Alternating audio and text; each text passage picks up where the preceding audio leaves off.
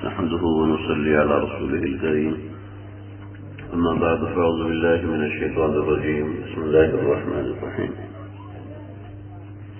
وما أرسلناك إلا رحمة للعالمين صدق الله العظيم. اور دسیں سے آگے کرتے ہاں اوپر بٹھاتے ہیں خالص کرتے ہیں اوپر اچھی پر ہیں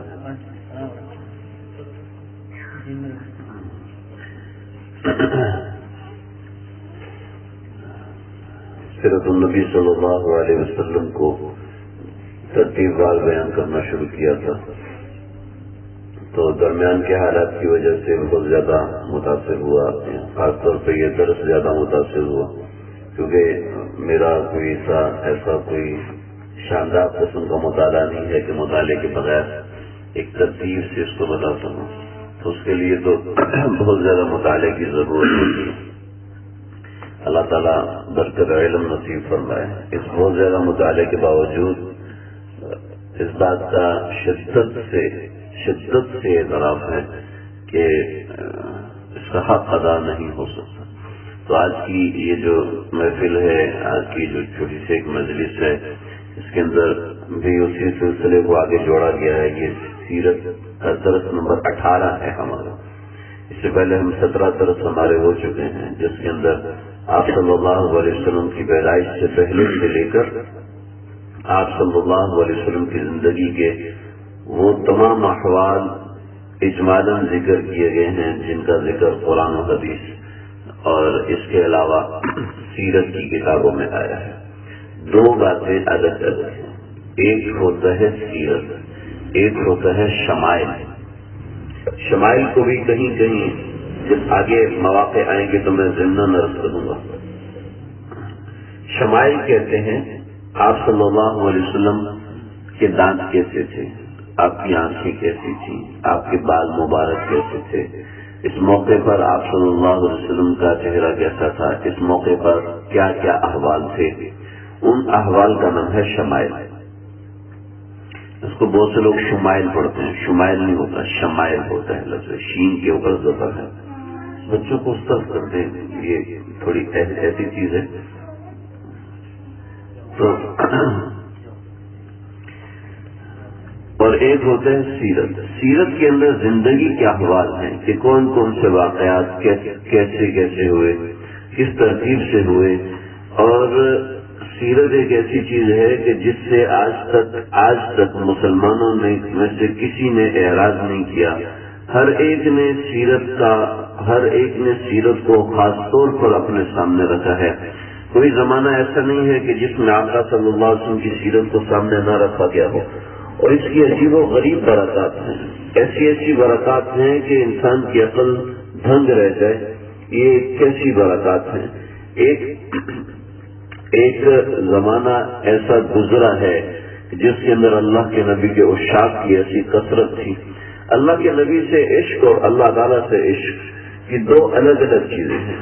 جس کو اللہ سے اور اللہ کے نبی سے دروازہ کھولا ہوا، جس کو اللہ سے اور اللہ کے نبی سے عشق ہوتا ہے اس کا یہ عشق کہیں نہ کہیں سے ظاہر ہو جاتا ہے.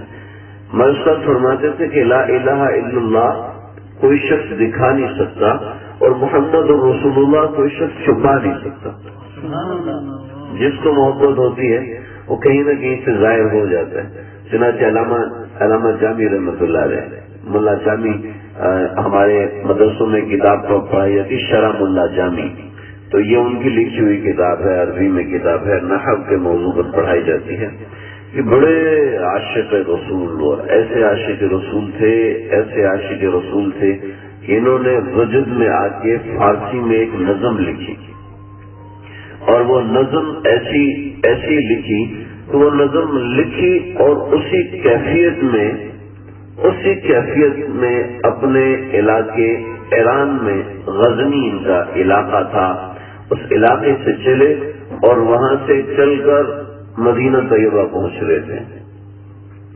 تو مدینہ کے گورنر جو وہاں کا والی تھا اس کو خواب آیا اور خواب میں نبی کریم صلی اللہ علیہ وسلم کی زیارت ہوئی اور مدینہ کے گورنر کو آپ صلی اللہ علیہ وسلم نے فرمایا کہ اس لباس کا اور اس شکل کا آدمی ہے، وہ آ رہا ہے، اس کو مدینہ میں داخل نہیں ہونے دینا.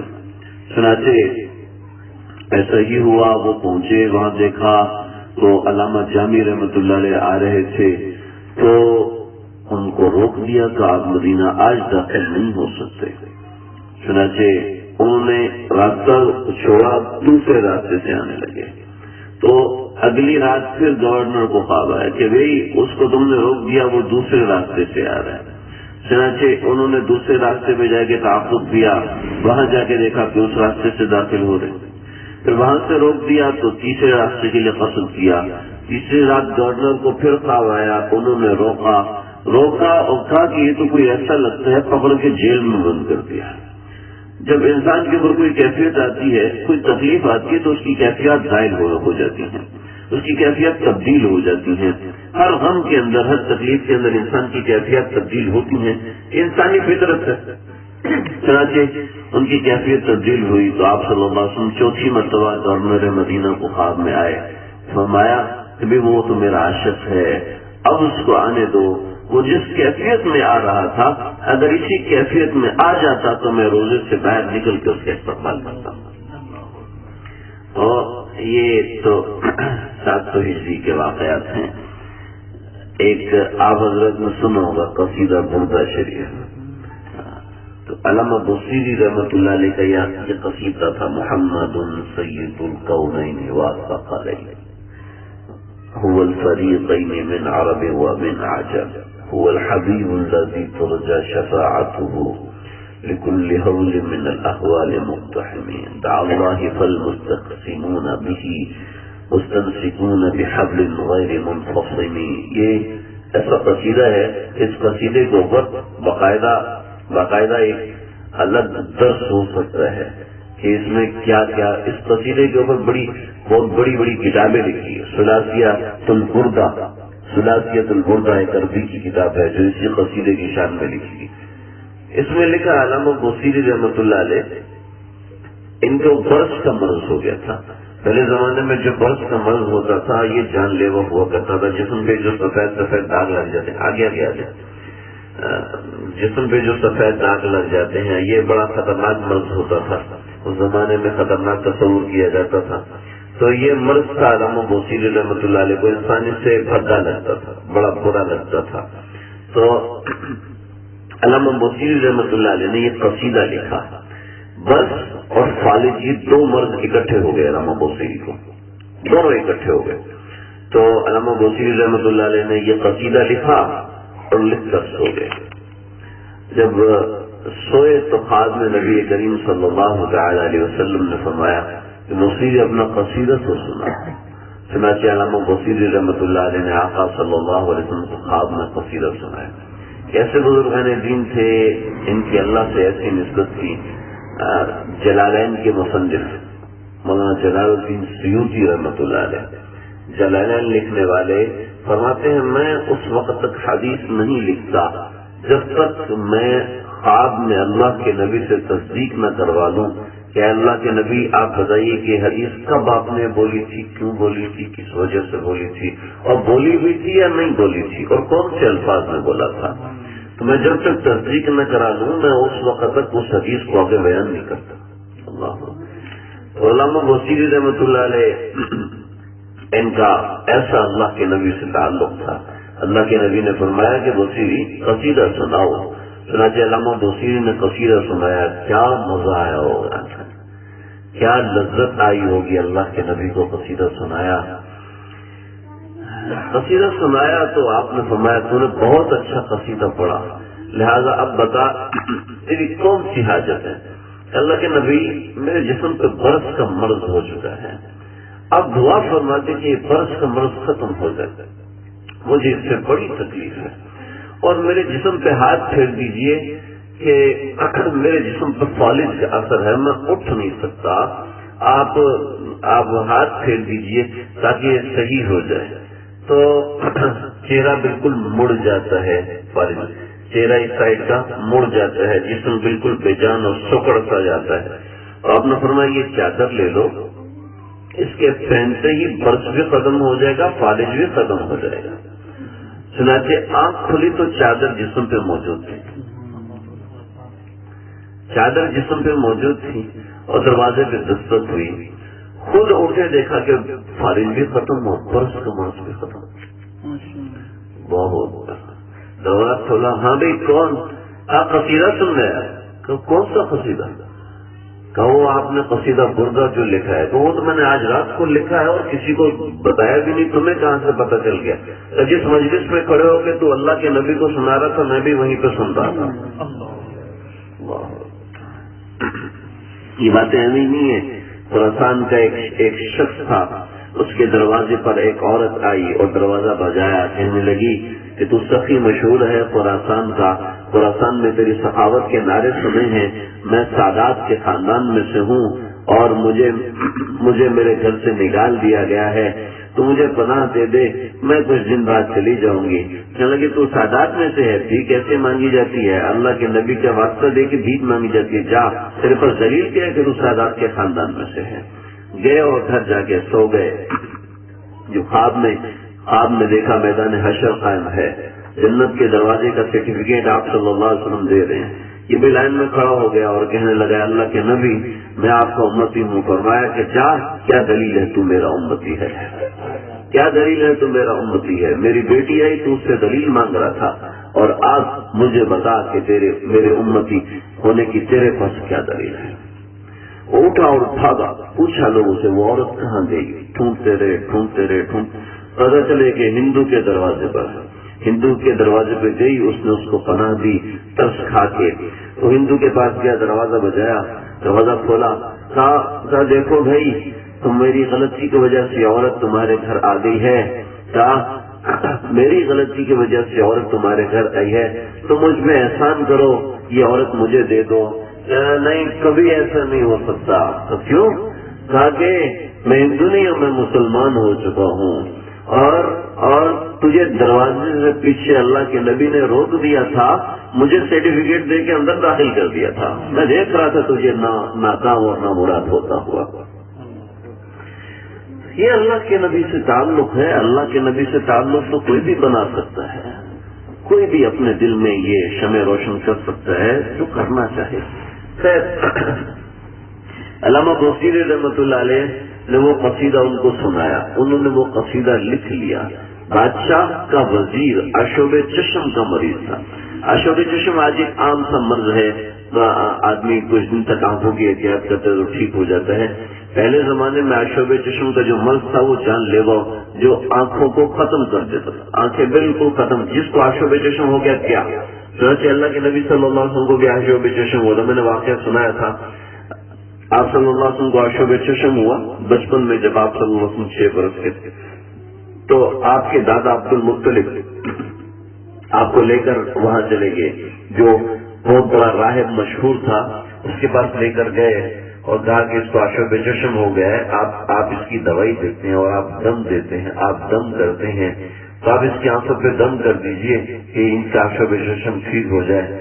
تو جب آپ کو دیکھ رہا کہ اس کا ابا کون ہے؟ کہ اس کا ابا میں ہوں کر نہیں، اس کا ابا آپ نہیں ہو سکتا، اس کا ابا اس کی پیدائش سے پہلے تو فوت نہیں ہو گیا؟ کہاں بالکل، میں تو اس کا دادا ہوں، لیکن چونکہ ایک ہی ہے، مجھے بہت پیارا تھا میرا بیٹا، جس وجہ سے میں اس کو بیٹا ہی کہتا ہوں۔ کہاں؟ ایسا کرو اس کا لعاب لے کے اس کی آنکھوں میں لگا دو، اس کی آنکھیں بالکل ٹھیک ہو جائیں گی۔ عبد المطلب کو لے کر گیا اندر، اپنے کنیسہ کے اندر اس کی دعوت کی، کھلایا پلایا۔ کیوں کھلا رہے ہو؟ اور میرے دم کے اندر جو شفا ہے، جو میں اشوب چشم کا دم کرتا ہوں، لوگوں کی آنکھیں نابینا ہوتے ہوئے ٹھیک ہو جاتی ہیں۔ میں جو دم کرتا ہوں ساری دنیا سے لوگ میرے پاس آتے ہیں، میں اس کے نام کو لے کر آنکھوں پہ پھونک مارتا ہوں تو آنکھیں ٹھیک ہو جاتی ہیں۔ تو یہ تو اللہ کے نبی ہیں۔ تو اللہ کے نبی کی خواب میں وزیر نے دیکھا کہ جاؤ وزیری کے پاس جاؤ، اس کا قصیدہ کاغذ پہ لکھ کے آنکھوں پہ رکھو، تمہاری آنکھیں ٹھیک ہو جائیں گی۔ چنانچہ ہمارے بزرگان دین فرماتے ہیں کوئی بھی تکلیف ہو، کوئی بھی پریشانی ہو، علامہ وزیری کا قصیدہ پڑھنا شروع کرو تو تکلیف ختم ہونا شروع ہو جائے گی۔ اور یہ مجرب ترین ہے، مجرب کا مطلب ہے کہ بزرگوں کا تجربہ یافتہ ہے۔ اور اگر کسی کو سارا پڑھنا مشکل ہے، اس کی عربی کافی مشکل ہے، تو ایک شعر بڑا آسان ہے، هو الحبیب الذی ترجى شفاعته لکل حول من الاحوال مقتحم، 1001 مرتبہ یہ پڑھے. ہماری خانقاہ میں غرفت السالکین میں بھی اس کو پڑھا جاتا ہے جب کوئی پریشانی ہوتی ہے. آپ صلی اللہ علیہ وسلم کی زندگی کے 40 برس کا میں نے ذکر کر دیا تھا، اور 3 برس کا ذکر جو ہے وہ ترتیب وار نہیں ہے بلکہ اس میں متفرق قسم کے واقعات ہیں. آگے کا ذکر بھی کوئی ایسی ترتیب وار نہیں ہے لیکن کچھ ترتیب آنا شروع ہو جاتی ہے. آپ صلی اللہ علیہ وسلم کی زندگی کے احوال کے اندر جو ترتیب ہے اس لحاظ سے میں عرض کر رہا ہوں. یہاں تک بات پہنچی تھی کہ آپ صلی اللہ علیہ وسلم کا گھر کس جگہ پر تھا، آپ صلی اللہ علیہ وسلم نے پناہ کس جگہ پر رکھی تھی، کس جگہ پر سارے صحابہ مل کے اکٹھے ہوتے تھے. چنانچہ جو لوگ گئے ہیں ان کو زیادہ اچھے طریقے سے سمجھ میں آئے گا. پچھلی مرتبہ کچھ عرض کیا تھا لیکن آج جو باتیں عرض کرنی ہے اس کے لیے یہ بتانا ضروری ہے کہ آپ صلی اللہ علیہ وسلم صفا اور مروہ کے درمیان کی جو جگہ ہے، اس جگہ سے جو دروازے آج باہر نکل رہے ہیں تو وہاں پر ہے باب السلام. باب السلام کے دروازے کے بالکل دائیں طرف نکلتے ہوئے آپ صلی اللہ علیہ وسلم کا گھر تھا، اور اس دروازے سے بائیں طرف ابو جہل کا گھر تھا. یہ صفا پہاڑی کے کچھ زیادہ قریب ہے، مروہ سے دور ہے. اور صفا پہاڑی کے بالکل ساتھ مروہ کی طرف جاتے ہوئے صفا پہاڑی کے بالکل ساتھ دائیں طرف ایک گھر تھا، حضرت ارقم بن ارقم رضی اللہ تعالیٰ عنہ کا گھر تھا. اس کو دار ارقم کہتے ہیں. یہاں پر آپ صلی اللہ علیہ وسلم سب صحابہ کے ساتھ جمع ہوا کرتے تھے. آپ صلی اللہ علیہ وسلم یہاں پر سب صحابہ کے ساتھ مل کے اکٹھے ہوتے تھے. صفا پہاڑی کے بالکل ساتھ یہ جگہ ہے. آج میں نے جتنی بھی سیرت کی کتابیں دیکھی تو سب نے کہا کہ اس گھر کو ختم کر دیا گیا. یہ گھر کافی عرصے تک قائم رہا، کافی زمانے تک قائم رہا. اس گھر کے حوالے سے میں انشاءاللہ انداز کروں گا. میں اس کو دیکھ نہیں سکوں، میرے مطالعے میں گزرا لیکن لکھ نہیں سکا. آج میں نے 2 سیرت کے درس کرنے تھے اکٹھے. ایک کرنے کے بعد کچھ وقفہ دے کے پھر دوسرا کرنا تھا. کہ وہ ہوا کہ میں صبح رجسٹر گھر بھول گیا تو میں کہا چلو کتاب سے دیکھ لیتا ہوں. کتاب کھولی تو کتاب بھی نہیں تھی، کتاب بھی گھر بھول گیا تھا. تو اس لیے ایک بار ہی آج اکتفا کروں گا، پھر جو ترتیب آگے ہوگی انشاءاللہ وہ میں ساتھ بتا دوں گا. صفا پہاڑی کے ساتھ وہاں پر آپ دیکھیں گے تمام سیرت نگاروں نے لکھا ہے کہ یہ گھر ختم کر دیا گیا ہے. لیکن پچھلے 2-3 برسوں کے اندر جنہوں نے آج سے تقریباً 3 سال پہلے سیرت کی کتاب لکھی ہے، بڑی مضبوط اور مشہور کتاب ہے اور انعام یافتہ کتاب ہے، انہوں نے بھی لکھا کہ اس گھر کو، اس دروازے کو ختم کر دیا گیا. لیکن میں نے خود دیکھا کہ وہ دروازہ دوبارہ قائم کر دیا ہے. اس سال میں نے دیکھا کہ دار ارقم کے نام سے وہ دروازہ موجود ہے، جس جگہ پر حضرت وہ دار ارقم تھا، جس جگہ پہ وہ گھر تھا. صفا پہاڑی یہ مقام ابراہیم سے آپ نکلے باب السلام کی طرف جائیں تو اس طرف صفا پہاڑی آتی ہے. صفا پہاڑی کی بڑی زبردست قسم کی خصوصیات ہیں. پہلی خصوصیت اس کی یہ ہے کہ یہاں پر دار ارقم تھا. دار الندوہ ایک دوسرا ہے، وہ میں بتاؤں گا کسی اگلے درس میں. ہجرت کے وقت دار الندوہ کا ذکر آئے گا، اس میں بتاؤں گا. دار ارقم یہ حضرت ارقم رضی اللہ عنہ کا گھر تھا، کافی بڑا گھر تھا. صحابہ سارے کے سارے یہاں پر بیٹھتے تھے. یہاں پر یہ حرم شریف جو کعبہ مبارک ہے اس سے 130 میٹر کا فاصلہ ہے صفا پہاڑی کا، اسی کے ساتھ یہ دار ارقم ہوا کرتا تھا. تو صفا پہاڑی کی سب سے پہلی خصوصیت یہ ہے، صفا پہاڑی جبل ابی قبیس کا حصہ تھی. جبل ابی قبیس صفا پہاڑی سے جڑا ہوا تھا بالکل. اب جبل ابی قبیس کو کاٹ کے بالکل ختم کر دیا. صفا پہاڑی جبل ابی قبیس کا ایک کنارہ تھا. اس صفا پہاڑی کا آپ حضرات نے سنا ہوگا جیسے حاجرہ کا واقعہ، یہاں پر ذکر کرنا مقصود نہیں ہے، پچھلے درسوں میں ذکر کر چکا ہوں. سب سے پہلے یہاں پر حکم نازل ہوا وانذر عشیرتک الاقربین کہ اپنے رشتہ داروں کو آپ اللہ سے ڈرائیے. چنانچہ آپ صلی اللہ علیہ وسلم نے صفا پہاڑی سے چڑھ کے جو سب سے پہلا اعلان کیا ہے اپنے رشتہ داروں کے لیے تو وہ یہ اعلان کیا تھا، یا بنی ہاشم انقذوا انفسکم من النار، یا بنی عبد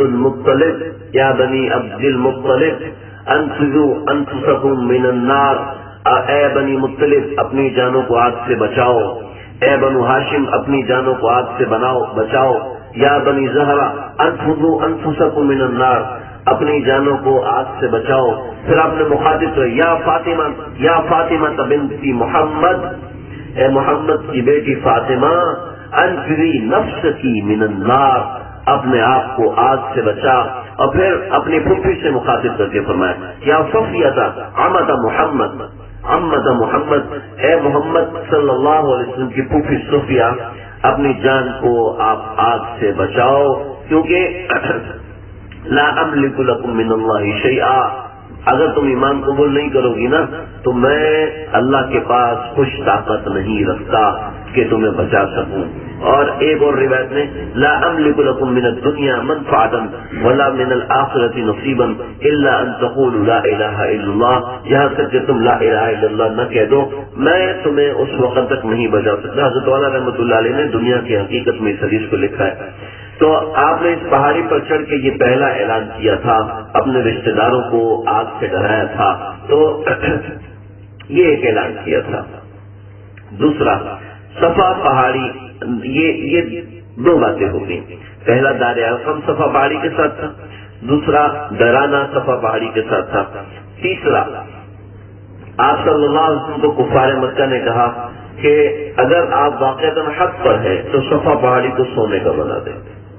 چنانچہ آپ نے دعا کے لیے ہاتھ اٹھائے، جیسے ہاتھ اٹھائے تو اللہ نے جبریل کو بھیجا، فرمایا کہ آپ لوگوں سے کہیں کہ صفا پہاڑی کو سونا بنانے کا مطالبہ نہ کریں۔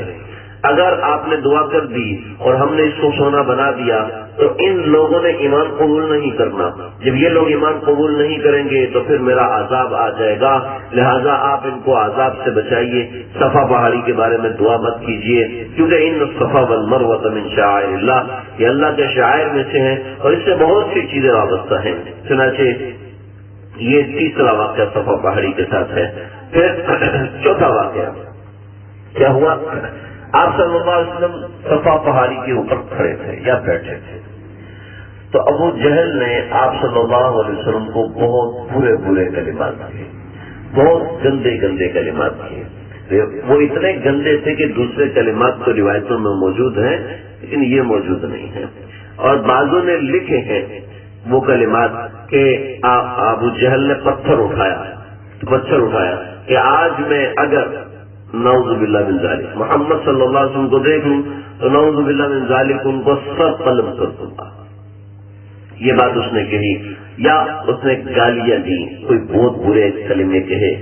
تو وہاں پر حضرت خدیجہ کی باندھی کھڑی تھی، حضرت خدیجہ کی باندھی نے جا کے حضرت حمزہ، یہ بات کا واقعہ لیکن صفا پہاڑی سے متصل ہے اس لیے بتا رہا ہوں، ہاں حضرت حمزہ کو جا کے بتایا، حمزہ تو بڑا شجاع بنا پھرتا ہے، بڑا بہادر بنا پھرتا ہے، تیرا اپنا بھتیجا تو لوگوں کی باتیں سن رہے ہیں، اس کے پاس ان کو جواب دینے کے لیے ہے نہیں، اور تم بڑے طاقتور اور بڑے مجاہد اور بڑے یہ اور بڑے وہ بنے پھرتے ہو۔